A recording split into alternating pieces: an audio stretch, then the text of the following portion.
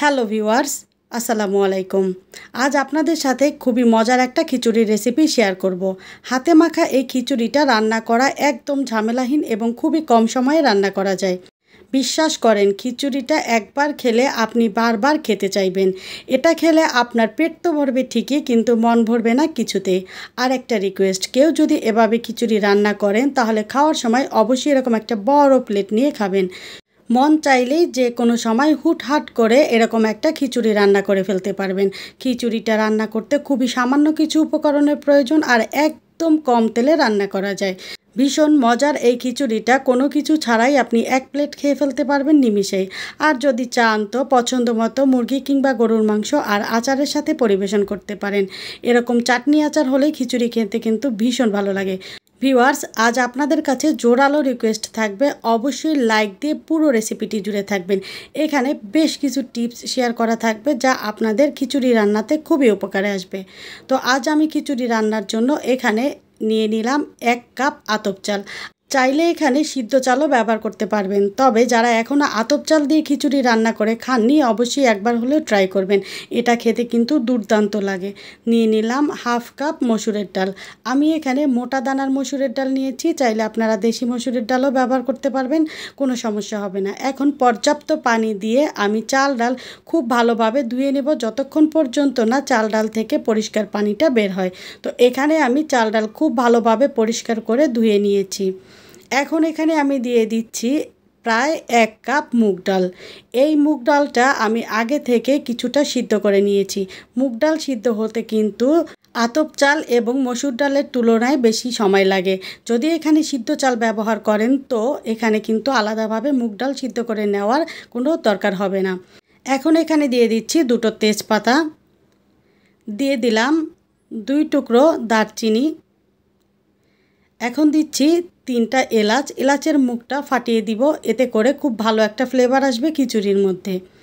আর এখানে দিয়ে দিচ্ছি 2টা বড় সাইজের পেঁয়াজ কুচি। দেখেন, পেঁয়াজটা কিন্তু আমি একটু মোটা মোটা করে কুচি করে নিয়েছি। এতে করে খিচুড়ি রান্নার পরে এই পেঁয়াজটা খেতে একটু মিষ্টি মিষ্টি লাগবে, যেটা আমার কাছে খেতে বেশ ভালো লাগে। আর এখানে 2টো টমেটো দিয়ে দিলাম। এখনকার টমেটো সিদ্ধ হতে সময়টা একটু বেশি লাগে, তাই টমেটোগুলো আমি একটু পাতলা পাতলা করে কেটে নিয়েছি। আর এখানে দিয়ে দিচ্ছি মাঝারি সাইজের 2টো আলু, এভাবে কুচি করে অবশ্যই ভালোভাবে ধুয়ে পরিষ্কার করে নিয়েছি। দিয়ে দিলাম 1/2 চা চামচ লাল মরিচের গুঁড়ো, সমান 1 চা চামচ হলুদের গুঁড়ো, 1/2 চা চামচ ধনিয়ার গুঁড়ো, 1/2 চা চামচ জিরার গুঁড়ো। আর এখানে দিয়ে দিচ্ছি 1 টেবিল চামচের চেয়ে একটু বেশি আদা এবং রসুন বাটা। দিয়ে দিলাম স্বাদ মতো লবণ। লবণ কিন্তু আপনারা যে যার স্বাদ অনুযায়ী দিয়ে দিবেন। আর এখানে দিয়ে দিচ্ছি পরিমাণ মতো সাদা তেল। এই খিচুড়িটা চাইলে কিন্তু আপনারা সরিষার তেলেও করতে পারেন, সেটাও কিন্তু খেতে বেশ ভালো লাগে। আর এখানে দিয়ে দিচ্ছি 2টো লবঙ্গ। এখন সবগুলো উপকরণ আমি হাত দিয়ে খুব ভালোভাবে মাখিয়ে নিব। মাখানোর এই কাজটা একটু সময় নিয়ে করতে হবে। আমি ঠিক 1 মিনিট সময় নিয়ে এখানে চাল ডাল বা সবগুলো উপকরণ খুব ভালোভাবে মাখিয়ে নিয়েছি। যেহেতু আজকের রেসিপিটাই হচ্ছে হাতে মেখে খিচুড়ি রান্না করা, তাই মাখানোর কাজটা খুবই ভালোভাবে করাটা অত্যন্ত জরুরি। তো এখানে আমার সবগুলো উপকরণ খুব ভালোভাবে মাখিয়ে নেওয়া হয়ে গিয়েছে। এখন আমি এখানে দিয়ে দিচ্ছি একটা বড় রসুন, খোসা ছাড়িয়ে এরকম আস্ত করে। এভাবে রসুনটা দিলে খিচুড়ি খাওয়ার সময় আপনার প্লেটে যখন আস্ত রসুনের কোয়াটা পড়বে তখন খেতে কিন্তু বেশ ভালো লাগে।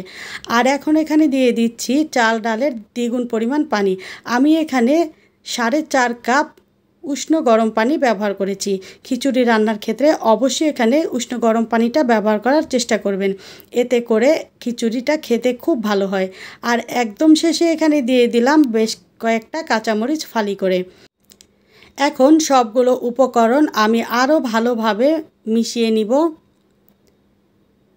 মেশানো হয়ে গেলে এখন চুলার আঁচ মিডিয়ামে রেখে আমি ঢেকে এই খিচুড়িটা রান্না করব একটা বলক চলে আসা পর্যন্ত। তো খিচুড়িতে বলক এলে ঢাকনাটা খুলে আমি ভালোভাবে নেড়েচেড়ে দিব, যাতে কিছুতেই যেন খিচুড়িটা নিচে থেকে লেগে না যায়। তারপরে চুলার আঁচটাকে কমিয়ে লো টু মিডিয়ামের মাঝামাঝি রেখে রান্না করব বাকি সময়টা।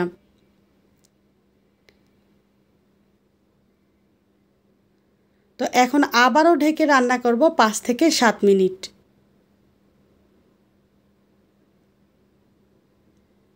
7 মিনিট পরে দেখেন এখানে রান্নাটা কিন্তু একদম 50%-এর মতো হয়ে গিয়েছে। এখন আমি এখানে দিয়ে দিলাম 1 চা চামচ কেওড়া জল। কেওড়া জল ব্যবহার করলে খিচুড়ি থেকে কিন্তু খুবই ভালো একটা সুগন্ধ আসে।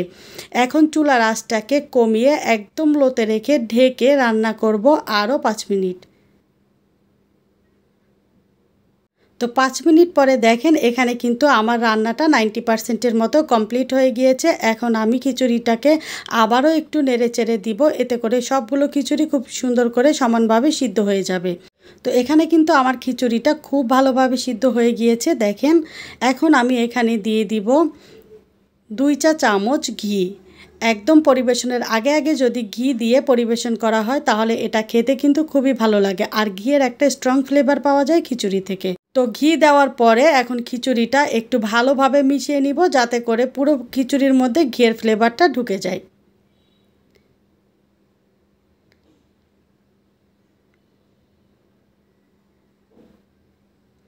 ব্যাস, এখন শুধু গরম গরম পরিবেশন করার পালা। তো ভিউয়ার্স, আমার আজকের রেসিপিটি ভালো লাগলে অবশ্যই আপনারা বাড়িতে একবার ট্রাই করবেন এবং আমাকে ফিডব্যাকটা জানাবেন। তো রেসিপিটি ভালো লাগলে লাইক, কমেন্ট এবং শেয়ার করে দিতে ভুলবেন না প্লিজ। দেখছেন চাইলে চ্যানেলটা সাবস্ক্রাইব করে পাশে থাকা বেল আইকনের অল অপশনটি সেট করে নিতে পারেন। দেখা হবে পরবর্তী কোনো রেসিপিতে। ততক্ষণ পর্যন্ত ভালো থাকবেন। আল্লাহ হাফেজ।